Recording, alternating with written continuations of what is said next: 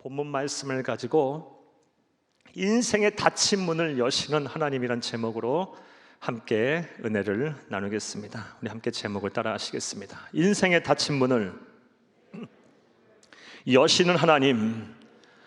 한 번 더 따라 합니다. 인생의 닫힌 문을 여시는 하나님. 감사합니다. 사랑하는 여러분, 코로나19 바이러스 확산이 장기화되다 보니 최근 이 자해 시도, 자살 신고, 그리고 우울증과 관련된 사건이 급증했다고 합니다. 이것은 코로나19 바이러스가 주는 우울감, 즉 코로나 플루 때문입니다. 실제로 경찰청 발표에 보면 112 신고 사례를 보니 전반기에 자살 신고, 자해 시도, 그리고 우울증 관련 사건에 급속도로 늘었는데, 신고 건수가 급속도로 늘었는데 무려 42,000건이나 된다고 합니다. 이것은 작년 기준으로 볼 때 약 35%나 늘어난 수치라고 합니다. 그리고 연말이 돼서 이 하반기 통계가 또 발표가 되면 이 수치는 더 증가할 것이라고 전문가들은 입을 모아서 이야기하고 있습니다. 특별히 안타까운 점은 이렇게 자살 시도, 그리고 자해 시도, 그리고 우울증 관련 사건에 집중되는 세대 사람들이 주로 20대, 30대 우리 청년들이라는 것입니다. 취업에 실패하고 또 아르바이트를 하지 못하고 그런 상황 속에서 미래가 없어서 삶이 답답해서 많은 젊은이들이 이렇게 허망한 선택을 하고 극단적인 선택을 한다라는 것입니다.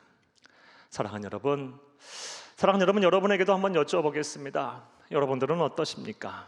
분명히 여러분 가운데도, 말씀을 들으시는 여러분 가운데도 경제적인 어려움을 당하고, 그리고 정서적으로 고립이 되고, 또 미래가 잘 보이지 않아서 사는 것 자체가 괴로우신 분들 참 많으실 것입니다.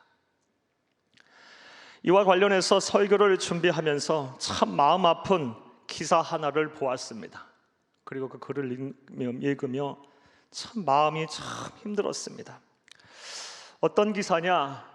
코로나19 바이러스 확산으로 인해서 잘 되던 사업이 그만 부도가 나 한 가정의 죽음에 관한 이야기입니다. 이 40대 후반의 이 가장이 삶을 마치면서, 스스로 삶을 마감하면서 작은 쪽지에 유서 하나를 남겼는데, 그 유서 내용을 읽다 보니 참 마음이 찢어지듯이 아팠습니다. 여러분에게 조금만 한번 읽어드리겠습니다. 내 인생의 모든 문은 닫혀버렸다. 어디를 가도 열려있는 곳이 없다. 여보 미안해. 하지만 이 길밖에 내게 열려있는 문이 없구려. 얘들아, 아빠를 용서해다오. 내 인생의 모든 문은 닫혀버렸다. 사랑하는 여러분, 그런데 생각을 해보시기를 바랍니다. 우리가 세상을 사는 동안 인생의 문이 한 번쯤은 닫혀본 적이 없으신 분들이 과연 있으십니까? 다 살다 보면 인생의 문이 닫히게 돼 있습니다. 어려움을 당하게 돼 있습니다. 때로는 감당할 수 없을 정도로 힘이 들어서 앞이 하나도 안 보일 때가 누구나 다 있습니다. 살다 보면 인생의 문은 다 닫히기 마련입니다. 이것은 그리스도인이라고 예외가 없습니다. 우리 모두가 다 그런 일을 겪게 됩니다. 또한 개인뿐만 아니라 가정, 사회, 교회, 나라와 민족, 그리고 전 세계 할 것 없이 다 이렇게 살다 보면 어려움이 찾아오고 문이 닫히기 마련입니다. 사랑하는 여러분, 2020년 새해를 맞이하며 우리는 그 누구도 이렇게 코로나19 바이러스가 전 세계로 창궐하여 전 세계의 문이 닫힐 것이라 누구도 예상하지 못했습니다. 살다 보면 이렇게 인생의 문이 닫히기 마련입니다. 따라서 아무리 세상 사는 것이 힘들고 자신의 인생의 문이 닫혀서 사방이 깜깜하고 앞이 보이지 않는다 할지라도 우리는 삶과 생을 쉽게 포기해서는 안 됩니다. 스스로 비관해서도 안 되고 비관해서도 안 됩니다. 절망해서도 안 됩니다. 사랑하는 여러분 모두가 힘을 내시기를 간절히 주의 이름으로 축복합니다. 그런데 성경 말씀을 보면 이렇게 인생의 문을 닫고 여시는 분이 다른 분이 아니라 하나님이시더라고 성경은 분명히 우리에게 말씀을 하고 계십니다. 요한계시록 3장 7절 말씀을 우리가 함께 읽겠습니다. 빌라델피아 교회 사자에게 편지하라. 거룩하고 진실하사 다윗의 열쇠를 가지신 이 곧 열면 닫을 사람이 없고 닫으면 열 사람이 없는 그가 이르시되. 아멘. 우리 예수님에 대해서 말씀하시는 장면입니다. 열면 닫을 사람이 없고 닫으면 열 사람이 없는 그가 모든 인간의 생명, 인간의 살을 우리 주님의 손아귀에 갖고 계신다는 것입니다. 인간의 역사 또한 우리 주님의 손에 갖고 계시요. 손 안에 있습니다. 우리 주님께서 열어야 열리는 것이고 또 닫으면 누구도 열 사람이 없는 것입니다. 사랑하는 여러분, 하나님이 우리 구주 예수 그리스도께서 우리의 생명의 주인, 삶의 주인, 모든 역사의 주관자이심을 믿으시기를 간절히 주의 이름으로 축복합니다. 따라서 오늘은 이렇게 우리 하나님께서, 우리 구주 예수 그리스도께서 우리의 인생의 문을 닫으실 때가 있는데, 이렇게 닫으실 때 우리는 어떻게 해야 하는지에 대해서 본문 말씀을 살펴보며 은혜를 나누고자 합니다. 그 은혜가 되시기를 간절히 바랍니다. 할렐루야. 그런데 오늘 본문 말씀에 보게 되면 인생의 문이 닫힌 한 사람을 보게 됩니다. 사방이 꽉 막혀버렸습니다. 그 사람이 누구냐? 바로 사도 바울입니다. 그리고 사도 바울이 이렇게 어려움을 당하는 때는 그가 지금 제2차 전도 여행 한참일 때 이런 어려움을 지금 당하고 있습니다. 사랑하는 여러분, 사도 바울과 바나바가 1차 전도 여행을 오늘날 터키 지방인 소아시아 지역에서 했는데 하나님께서 놀라운 은혜를 부어주셔서 큰 일들이 일어나게 하셨습니다. 많은 영혼들이 구원을 받게 하셨습니다. 사도 바울과 바나바가 복음을 전하자 수많은 사람들이 회개하였고 수많은 사람들이 예수를 믿어 구원에 이르는 기적이 일어났습니다. 곳곳마다 교회가 세워졌습니다. 이러한 1차 전도 여행의 빛나는 성과를 가지고 사도 바울과 바나바는 자신들을 파송한 안디옥 교회에 돌아왔습니다. 그리고 선교 보고를 하였어요. 이 선교 보고를 듣자 안디옥 교회 성도님은 너무 기뻐서 흥분하며 하나님께 감사와 찬송을 올렸습니다. 자, 그런데 이렇게 선교 보고가 끝난 이후에 아주 큰 사건이 일어나게 됩니다. 모든 초대교회의 모교회라고 할 수 있는 예루살렘 교회에서 일부의 성도들이 안디옥 교회를 방문했는데 그 성도들 가운데 율법주의자들이 있었습니다. 그 율법주의자들이 선교 보고를 들은 이후에 사도 바울을 향해서 그의 구원관을 지적하고 그의 구원관을 심하게 비판한 것입니다. 즉 사도 바울은 바나바는 이방인들을 향하여 복음을 전할 때 회개하고 예수를 그리스도로 믿게 되면 하나님의 은혜로 말미암아 구원을 받는다고 참된 복음을 전했습니다. 하지만 율법주의자들은 그것만 가지고서는 구원에 이를 수가 없다. 구원이 온전히 완성되려면 할례도 받아야 되고 율법도 지켜야 한다라고 사도 바울의 구원을 정면으로 비판한 것입니다. 그래서 사도 바울과 바나바는 이 문제를 해결하기 위해서 급하게 예루살렘으로 향했고 사도행전 15장 말씀에 보면 예루살렘 교회에 사도들과 모든 장로들이 모여서 예루살렘에서 총회가 개최가 되었습니다. 그리고 예루살렘 총회에서는 하나님의 능력과 성령 하나님의 역사하심으로 말미암아 사도 바울의 구원관, 사도 바울의 손을 하나님께서 들어주셨습니다. 구원은 자신이 죄인임을 고백하고 철저하게 회개한 이후에 예수를 그리스도로 믿게 되면 하나님의 은혜로 말미암아 구원을 받는 것이다. 참된 복음이 온 천하에 드러나게 되었습니다. 다만 이방인이라 할지라도 구원을 받은 이후에 성결하고 거룩한 백성으로 살아야 하기에 다음과 같은 사항들은 좀 지켜졌으면 좋겠다라고 사도행전 15장 29절 말씀의 편지를 보냈습니다. 우상 숭배는 안 된다. 그리고 음행해서는 안 된다, 목매는 것과 피는 멀리 해야 한다 하면서 이 정도는 지키되 우리가 율법을 강요해서 이방인들을 괴롭게 하지 말자라고 사도들과 장로들이 결의를 하였습니다. 자, 이렇게 사도 바울이 전한 모든 복음이 완전 무결한 순결한 복음임을 만천하에게 드러나게 됐고, 이제 사도 바울은 이방인을 향하여 선교하는데 막힐 것이 없게 됐습니다. 걸림돌이 없게 다 됐어요. 그의 인생의 문이 활짝 열리게 된 것입니다. 방해 세력들이 없게 됐어요. 그래서 사도 바울은 1차 전도여행 이후 2차 전도여행을 계획하게 됩니다.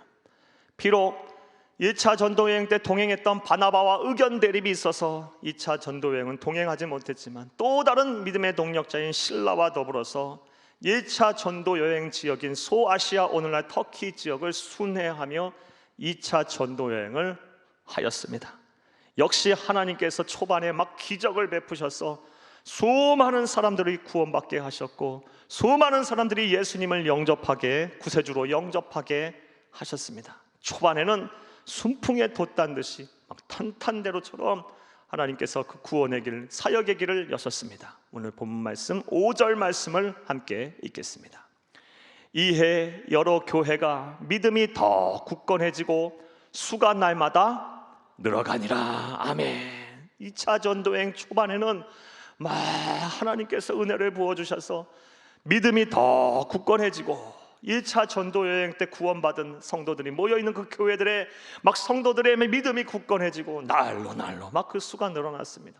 성공적인 것처럼 보였어요. 인생의 문이 막 활짝 더 열려가는 것처럼 보였어요. 자, 그런데 얼마 지나지 않아 큰 어려움이 닥쳤습니다. 사도 바울의 모든 선교의 길이 막혀버린 것입니다. 북으로 갈 수도 없고, 서쪽으로 갈 수도 없고, 남쪽으로 갈 수도 없고, 동쪽으로 갈 수도 없고, 그 어디로 가려고 해도 다 그 길이 막혀버렸고, 더 이상 선교할 수 없는 지경에 이르게 된 것입니다. 자, 이것을 성경에서는 하나님이 막으셨다라고 이야기를 하고 있습니다. 오늘 본 말씀 6절 말씀을 함께 읽겠습니다. 성령이 아시아에서 말씀을 전하지 못하게 하시거늘 그들이 부르기아와 갈라디아 땅으로 다녀가. 아시아, 소아시아 1차 전도여행 지역이었던, 그리고 2차 전도여행 초반에 주무되었던 이 소아시아 지역에서 더 이상 말씀을 전하지 못하게 하나님께서 막으셨습니다. 그래서 이제 선교를 할 수 없게 되어버렸어요. 하나님께서 사도 바울의 인생의 문을 닫아버리신 것입니다. 자, 이렇게 인생의 문이 닫혔을 때, 하나님께서 사도 바울의 인생의 문을 닫았을 때 사도 바울은 어떻게 했을까요? 그리고 우리 또한 하나님께서 우리의 인생의 문을 이렇게 잠시 닫으실 때 우리는 어떻게 행동을 해야 할까요? 자, 이제부터 따라 하시겠습니다. 첫째로, 하나님이 왜 인생의 문을 닫으셨는지를, 그 원인을 찾아 잘 분별해야 합니다. 하나님이 왜 나의 인생의 문을 이렇게 닫으셨는지 그 원인을 찾아서 잘 분별해야 한다는 것입니다. 자, 오늘 본문 말씀 7절을 함께 읽겠습니다. 무시아 앞에 이르러 비두니아로 가고자 애쓰되 예수의 영이 허락하지 아니하는지라. 아멘. 사랑하는 여러분, 사도 바울은 왜 자기가의 선교의 길이 이렇게 막혀버렸는지, 더 이상 선교를 아시아에서 하고자 해도 할 수가 없는지, 왜 하나님께서 인생의 문을 이렇게 막으셨는지, 닫으셨는지에 대해서 정확하게 알고 있었습니다. 예수의 영이 허락하지 아니했다는 것입니다. 소아시아 지역에서 더 이상 복음을 전하는 것을 허락하지 아니하시고, 다른 지역에 가서, 다른 곳에 가서 복음을 전하라고 하나님께서는 사도 바울에게 그런 계획을 가지고 계셨던 것입니다. 그래서 하나님께서는 사도 바울의 인생의 문, 선교의 문을 닫아버리신 것입니다. 그리고 사도 바울은 이것을 정확하게 알았던 것입니다. 그래서 오늘 본 말씀 8절 말씀에 보면 유럽과 아시아의 접경 지역인 드로아 지역에 가서 그곳에서 하나님의 음성을 들으려고 하는 것을 보게 됩니다. 이처럼 사도 바울은 인생의 문이 이렇게 닫힐 때마다 왜 하나님께서 자신의 인생의 문을 이렇게 닫으셨는지 그 원인에 대해서 정확하게 알고 있었고 또 잘 영적으로 분별을 해서 온전하게 행동을 한 것을 보게 됩니다. 이러한 예는 성경에 참 많이 나옵니다. 여러분, 한 가지 뒤에 예를 더 말씀드리면 데살로니가전서 2장 말씀을 통해서 알 수 있습니다. 우리 2장 18절 말씀을 함께 읽겠습니다. 그러므로 나 바울은 한 번, 두 번 너희에게 가고자 하였으나 사탄이 우리를 막았도다. 아멘. 사랑하는 여러분, 데살로니가 지역은 오늘날 그리스 지역이고 그리스의 오늘날 제2의 도시이기도 합니다. 이곳에 제2차 전도 여행에 가서 사도 바울이 복음을 전하자 많은 사람들이 예수를 믿었고 그곳에 교회가 세워졌습니다. 자, 그러자 이 데살로니가에 살던 유대인들이, 유대교를 믿는 유대인들이 사도 바울에게 질투하고 시기하고 미워하여 사람들, 불량배들을 고용해서 폭동을 일으키고 이 폭동을 일으킨 주범이 바로 기독교인들이고 바로 그 주동자가 사도 바울이라고 관가에 고발을 해버렸습니다. 그리고 그 일로 인해서 데살로니가 교회가 막 핍박을 받아요. 아주 억울하게 핍박을 받았어요. 그리고 사도 바울은 잠시 도망을 가야만 했어요. 자, 이렇게 도망을 간 상황 속에서 사도 바울이 데살로니가 교회 성도들이 얼마나 보고 싶었겠습니까? 목자 없는 양같이 핍박을 받고 있으니 얼마나 보고 싶었겠어요. 그래서 그 마음을 다하여 쓴 서신이 바로 데살로니가 교회 성도들을 생각하며 쓴 서신이 바로 데살로니가 전서 후서예요. 사도 바울은 금방 읽은 대로 데살로니가 2장 18절 말씀에 보면 그런 성도들을 생각하며 그런 양들을 생각하며 내가 너희에게 여러 차례 가고자 하였으나 누가 방해했다? 사탄이 방해했다라고 정확하게 알고 있었어요. 하나님께서 연단하시기 위해서도 아니고 특별한 계획이 있어서도 아니고 사탄이 막았다. 하나님의 용인하에 사탄이 방해를 해서 내가 너희를 가지 못했다 하며 영적으로 잘 분별을 하고 있는 것을 보게 됩니다. 마찬가지입니다. 저와 여러분 또한 이 세상 사는 동안 살다 보면 인생에 어려움이 올 수 있습니다. 하나님께서 우리의 인생의 문을 이렇게 닫으실 때가 있습니다. 우리의 모든 생명과 삶을 주관하시고 인간의 모든 역사를 주관하시는 그 하나님께서 때로는 인생의 문을 이렇게 닫으실 때가 있습니다. 때로는 질병으로, 때로는 경제적인 어려움으로, 때로는 가정의 불화로, 때로는 자녀와 후손들의 앞길을 막으면서 이렇게 인생의 문을 닫으실 때가 있습니다. 그럴 때마다 우리 또한 사도 바울처럼 왜 하나님께서 내 인생의 문을 닫고 계시는지, 닫으셨는지 그 원인을 잘 찾고 영적으로 분별하는 일부터 해야 할 줄로 믿습니다. 그런데 안타깝게도 많은 성도님들이 그렇지 못해요. 그래서 회개해야 할 때 회개하지 못하고 잠시 참고 견디고 인내해야 할 때 더 조급해하고 더 불안해하고 때로는 멈춰서고 때로는 기다리고 해야 할 때 더 기다리지 못하는 경우가 많아요. 또 반대로 더 충성하고 봉사하고 용기를 내야 할 때 주저하고 두려워하는 경우도 종종 있습니다. 사랑하는 여러분, 우리가 무엇을 해야 합니까? 하나님이 인생의 문을 닫았을 때는 그 원인부터 찾아야 돼요. 잘 분별하는 저와 여러분이 되어야 될 줄로 믿습니다. 특별히 오늘 한국 교회에 이러한 성도님들이 이러한 주의 종들이 넘쳐나야 할 줄로 믿습니다. 왜냐하면 지금 한국 교회는 이 땅에 복음의 씨앗이 뿌려진 이래에 이처럼 한국 교회가 모욕과 천대를 받은 적이 있었나 싶을 정도로 어려움을 당하고 있기 때문입니다. 마치 한국 교회가 코로나19 바이러스 전파의 온상이 되어버린 양 막 사회적으로 지탄을 받고 혐오를 받고 있습니다. 참 억울한 면도 있습니다. 그러나 이 모든 것 또한 하나님이 하신 것이기에, 그래서 우리가 이렇게 예배도 못 드리고 함께 모여서 예배도 못 드리고 함께 교제도 못하고 사명도 감당하지 못하는 거 이거 있기에, 이 또한 하나님께서 하신 것이기에 우리는 왜 하나님께서 우리에게 이런 어려움을 주시는지, 이렇게 교회의 문을 닫게 하시는지 그 원인을 철저하게 찾고 영적으로 잘 분별해야 할 줄로 믿습니다. 그래서 회개해야 한다면 더 철저하게 회개해야 하고, 우리가 그동안 놓친 사명이 있다면 이 사명 잘 감당해야 할 것입니다.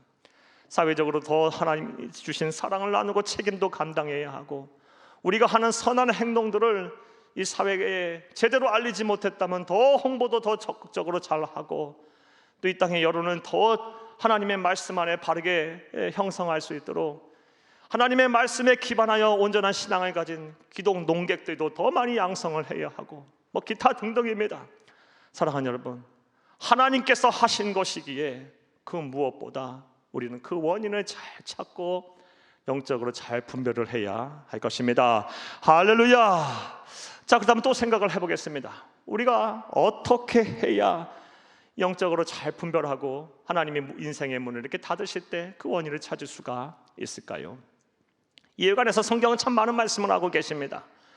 하지만 오늘은 간단하게 한 가지 말씀만 드리겠습니다. 꼭 기억하시기를 바랍니다. 사랑하는 여러분, 하나님께서 인생의 문을 닫으셨을 때, 그래서 그 원인이 궁금하고 혼란스러울 때는, 분별하기가 쉽지 않을 때는 반드시 하나님의 말씀으로 돌아가시기를 간절히 주의 이름으로 축복합니다. 하나님의 말씀을 읽고 열심히 들으면서 여러분의 삶을 비추어 보시기를 바랍니다. 하나님의 말씀은 우리의 신앙의 옳고 그름을 판단하는 유일하면서도 선명한 기준이 됩니다. 하나님의 말씀은 우리의 삶을 온전히 비추는 거울이 됩니다. 우리의 마음까지 비추는 거울이 됩니다. 하나님의 말씀에 여러분의 삶을, 지난 삶을, 현재의 삶을 이렇게 투영해 보면, 비추어 보면 무엇이 잘못이고 무엇이 잘했고 또 앞으로 어떻게 해야 할지 답이 보일 것이에요. 열심히 듣고 열심히 읽고 열심히 묵상하면서, 사랑하는 여러분, 하나님의 말씀 속에서 왜 하나님께서 내 인생의 문을 지금 닫고 계시는지, 그 원인이 무엇인지 찾는 지혜로운 성도님들이 되기를 간절히 주의 이름으로 축복합니다. 자, 인생의 문을 하나님께서 닫으실 때 해야 할 첫 번째 무엇입니까? 왜 하나님께서 문을 닫으셨는지 원인을 찾고 영분별을 잘 하는 것입니다. 자, 둘째로 우리가 무엇을 해야 할까요? 사도 바울은 자신의 인생의 문이 닫혔을 때 어떻게 행동했을까요? 따라 하시겠습니다. 둘째로, 하나님의 음성을 듣기 위해 노력해야 합니다. 우리의 인생의 문을 하나님이 닫으실 때는 꼭 기억하시기를 바랍니다. 그때는 이제 하나님의 음성을 들을 때임을 기억하시기를 바랍니다. 할렐루야. 오늘 본 말씀 9절을 함께 읽겠습니다. 밤에 환상이 바울에게 보이니 마케도냐 사람 하나가 서서 그에게 청하여 이르되 마케도냐로 건너와서 우리를 도우라 하거늘. 아멘. 사랑하는 여러분, 사도 바울은 북쪽으로도 갈 수 없었고 서쪽으로도 갈 수 없었고 소아시아 어느 지역으로 갈 수도 없도록 복음의 길이 다 막혀버렸어요. 예수의 영 성령께서 더 이상 아시아에서 복음 전하지 말라고 막으셨어요. 인생의 문을 닫으셔버리신 거예요. 자, 그러자 무엇을 합니까? 8절 말씀에 보면 드로아 지역에 가서 유럽을 앞에 두고 마케도냐를 앞에 두고 하나님 앞에 기도합니다. 그러자 하나님께서 음성을 들려주시되 환상이라는 방법으로 음성을 들려주셨어요. 환상 속에 아시아인이 아닌 유럽인인 마케도냐 사람 한 사람이 나타나서 사도 바울을 향하여 건너와서, 바다를 건너와서 우리를 도우라, 우리에게 복음을 전하라 라고 말하는 것입니다. 그런 환상을 보았어요. 사랑하는 여러분, 사도 바울이 하나님께서 인생의 문을, 선교의 문, 자신의 사역의 문을 닫았을 때 하나님 앞에 기도하였기에 이런 환상을 보고 또 다른 길을 열 수가 있게 된 것입니다. 할렐루야. 따라서 우리 또한 하나님께서 우리의 인생의 문을 닫으실 때는 지금 이때가 하나님의 음성을 들을 때구나 하며 기도해야 할 것입니다. 할렐루야. 그런데 역시 안타깝게도 성도님들은 대체로 그렇지 못합니다.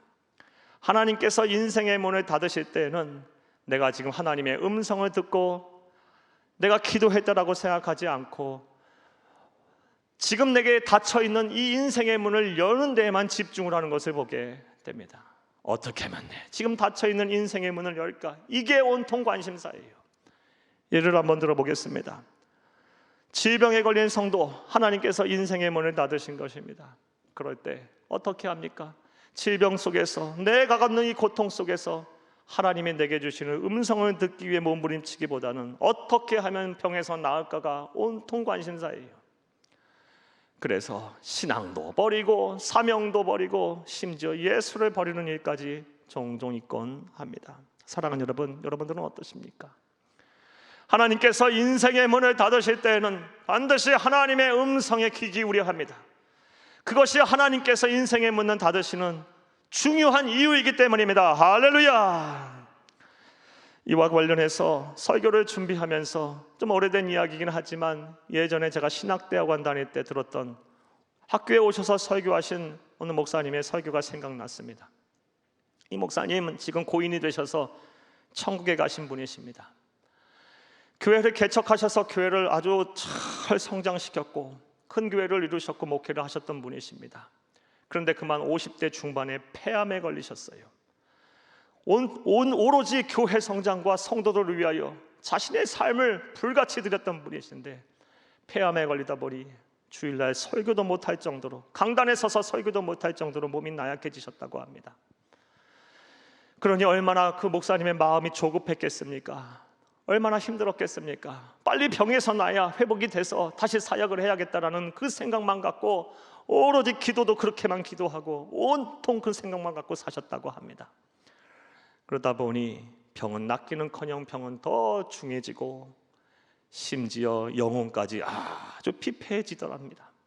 감사가 다 사라져버리고 온통 원망과 불평만 생기고, 그리고 막 분노의 감정이 있고 심지어 사람이 두려워지기 시작하더랍니다. 내가 병이 이렇게 회복이 되지 않아서 더 이상 설교를 못한다면 우리 성도들이 나를 잊어버릴 텐데, 나를 떠날 텐데, 나를 버릴 텐데 어떻게 해야지 하면서 이 사람이 막 두려워지기 시작하더랍니다. 사랑하는 여러분, 병도 안 낫고 마음도 상하고 영혼까지 병이 든 것입니다. 그런 일을 수개월 하시다가 하나님의 은혜로 말미암아 큰 진리를 깨달았다고 하셨습니다. 그 인생의 문이 닫혀있는 그 순간에, 그 고통 중에 하나님께서 그 마음을 위로하시고 만지셔서 깨닫게 하신 진리가 있었다고 합니다. 그 진리가 무엇이냐? 모든 고통에는 하나님의 뜻이 있다라는 것입니다. 하나님의 백성이 겪는 모든 고통에는 하나님의 뜻이 있다. 이 진리를 깨닫고 나서 기도를 바꾸셨다고 말씀하셨습니다. 지금은 다르게 기도한다고 말씀하셨습니다. 하나님, 제 병을 고쳐주세요. 하지만 제가 이 병을 겪는 과정 속에서 아직 듣지 못한 하나님의 음성이 있다면 제 병 고치시지 않으셔도 됩니다. 또한 하나님의 음성이 제 마음에 새겨지고 하나님의 음성이 제 마음에 박히지 아직 않았다면 하나님, 아직 제 병을 고치지 마시기를 바랍니다 라고 기도하신다고 그런 설교를 저희들에게 했던 기억이 났습니다. 사랑하는 여러분, 하나님이 우리의 인생의 문을 닫을 때 우리가 무엇부터 해야 합니까? 그때 하나님의 음성을 들어야 하는 순간임을 기억하고 하나님 앞에 기도하는 그런 성숙한 그리스도인, 하나님이 찾으시고 기뻐하시는 그런 성숙한 그리스도인이 다 되기를 간절히 주의 이름으로 축복합니다. 자, 사도 바울은 어떻게 인생의 문이 닫혔을 때 두 번째로 어떻게 했습니까? 하나님의 음성을 듣게 노력했어요. 우리 또한 이래야 될 줄로 믿습니다. 자, 셋째로 우리가 어떻게 해야 할까요?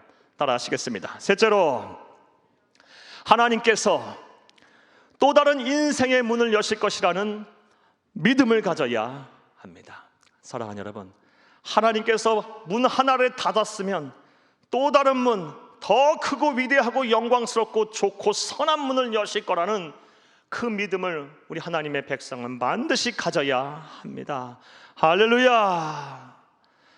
사랑하는 여러분, 사도 바울이 2차 전도여행을 앞서 말씀드린 것처럼 빛나는 성과 속에 했습니다. 또 2차 전도여행 초반에도 정말 하나님께서 많은 은혜를 부어주셔서 많은 열매를 거두게 하셨습니다. 하지만 2차 전도여행 초반에 그렇게 빛나는 성과를 얻었다고 할지라도 그는 조금도 유럽을 향해 복음을 전할 것이라는 생각도 하지 못했고 계획조차 가지고 있지 못했어요. 오로지 오늘날 터키 지역인 소아시아 지역에서만 복음을 전할 거라고 생각했어요. 그것이 자신의 사명이라고 생각했어요. 하지만 하나님께서 인생의 문을 닫아버리시자, 선교의 장을 완전히 막아버리시자 비로소 사도 바울은 유럽을 향해 복음을 전할 수 있는 기회를 얻게 됐어요.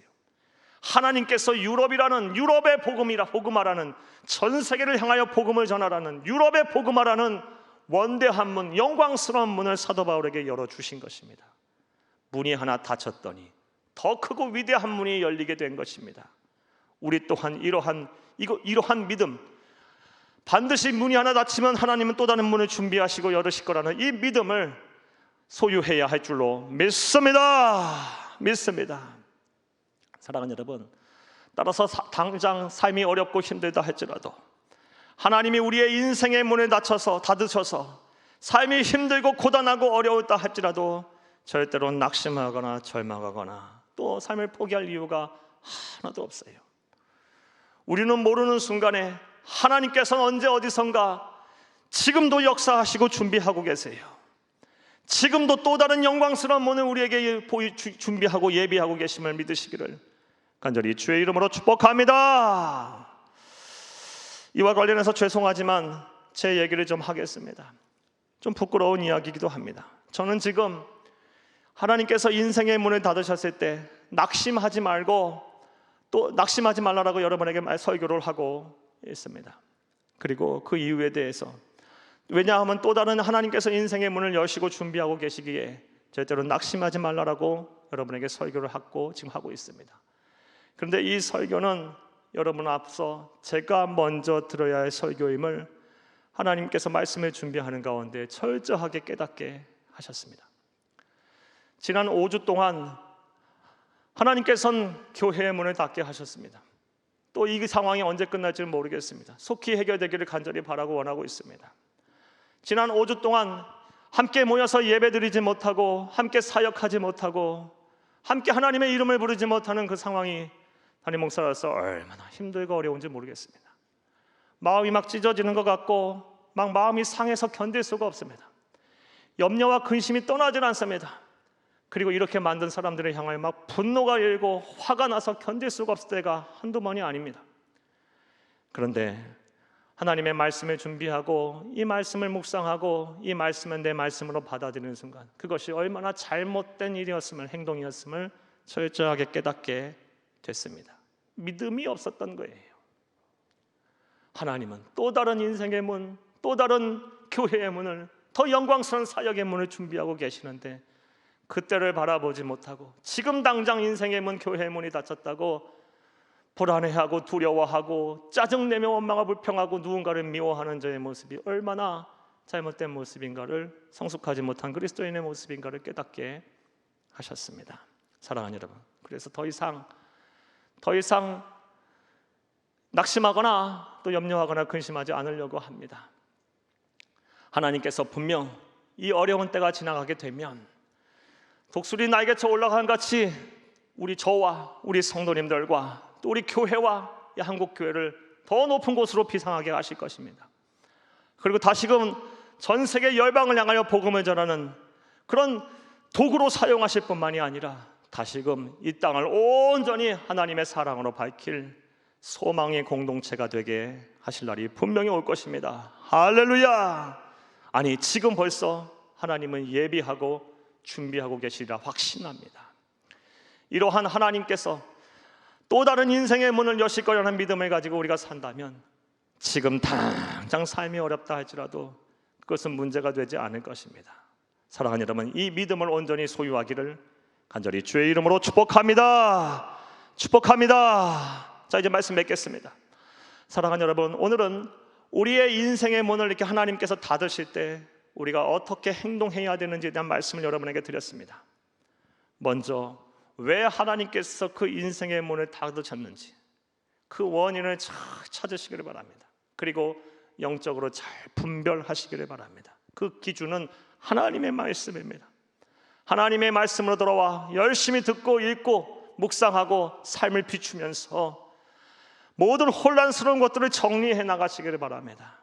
회개할 것이 있으면 철저하게 회개하면서 하나님 앞에 바로 서서 왜 하나님께서 내 인생의 문을 닫으셨는지 그 원인을 찾는 지혜로운 성도님들이 되기를 간절히 주의 이름으로 축복합니다. 그리고 하나님께서 인생의 문을 닫을 때는 그때는 바로 하나님의 음성을 들어야 될 때임을 믿으시기를 바랍니다. 그 어느 때보다 기도해야 할 때예요. 하나님께서 말씀하고 하시고자 하는 원하는 바가 있기에 그렇게 사랑하는 자에게 매도드시고 인생의 문을 닫는 것입니다. 하나님께서 무슨 말씀을 하실 것인가에 대해서 기대하면서 여러분의 영적인 센서를 다 환히 켜고 마음도 열고 여러분 믿음의 눈을 다 열어서 하나님의 음성을 들으시기를, 기도하시기를 간절히 주의 이름으로 축복합니다. 무엇보다 하나를 닫으셨으면 또 다른 문을 여시는 하나님, 그 믿음을 여러분 잃지 마시고 아무리 삶이 힘들고 어렵더라도 낙심하지 않는 성숙한 성도님들이 되기를 간절히 주의 이름으로 축복합니다. 축복합니다.